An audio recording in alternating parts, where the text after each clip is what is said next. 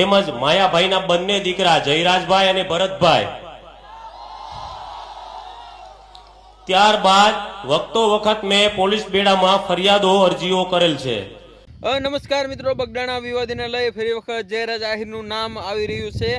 હજી બગડાણા વિવાદ પૂરો પણ નથી થયો અને જયરાજ આહિર જેલમાંથી બહાર પણ નથી આવ્યા। એ પહેલા તો જયરાજ આહિર અને માયાભાઈ આહિરના બંને દીકરા ઉપર ખૂબ મોટા ગંભીર આક્ષેપ લાગી રહ્યા છે।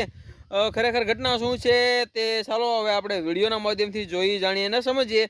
એક ભાઈ જે છે ખુટોડા ગામના છે અને તેઓ માયાભાઈના બંને દીકરા ઉપર ખૂબ ગંભીર આરોપ લગાવી રહ્યા છે। ચાલો વિડીયો જોઈએ।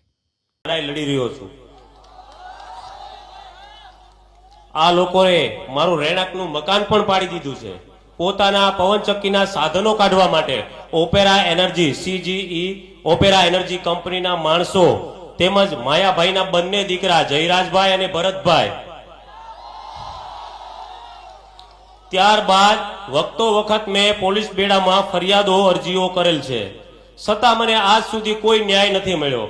અને તમામ અધિકારીઓ સાથે જે મેં વાર્તાલાપ કરેલી છે ફોનના માધ્યમથી, એ બધાના જ મારા પાસે recording, CCTV footage, video recording તમામ પ્રૂફો છે સાહેબ મારી પાસે। અને વખતો વખત અરજી ફરિયાદો કરી છે, છતાંય પવનચક્કીના જે કાંઈ આગલા પોઈન્ટો છે ત્યાં એના સંસાધનો લઈ જવા માટે મેં મારું મકાન પાડી દીધા પછી પણ ત્યાં મારા જે બેલા અને છાપરું પાછું બનાવ્યું રાડા બાડા નાખીને, તો એ લોકો રાત્રે આવે છે ટુકડીઓ સાથે અને મારું અપહરણ પણ કરે છે આ લોકો।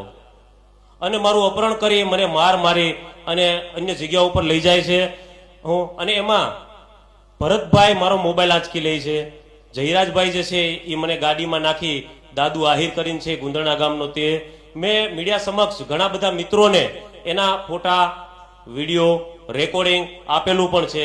તો મારો આ 18 વર્ષને એવો આહવાન છે કે આવા નાના સમાજની સાથે થઈ રહ્યું છે, તો આ સમાજની માલપા નાના સમાજનું કોઈ નથી ભાઈ।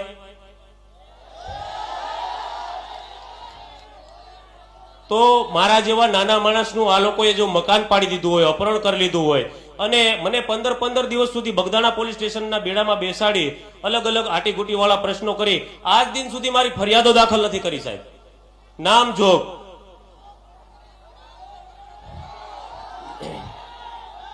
એમાં બગદાણાના PSI તરીકે વ્યાસ સાહેબનો રોલ છે, મહુવાના DYSP તરીકે સરવૈયા સાહેબનો રોલ છે અને ભાવનગરના SP જે અગાઉ હતા એમનો પણ રોલ છે સાહેબ આમાં।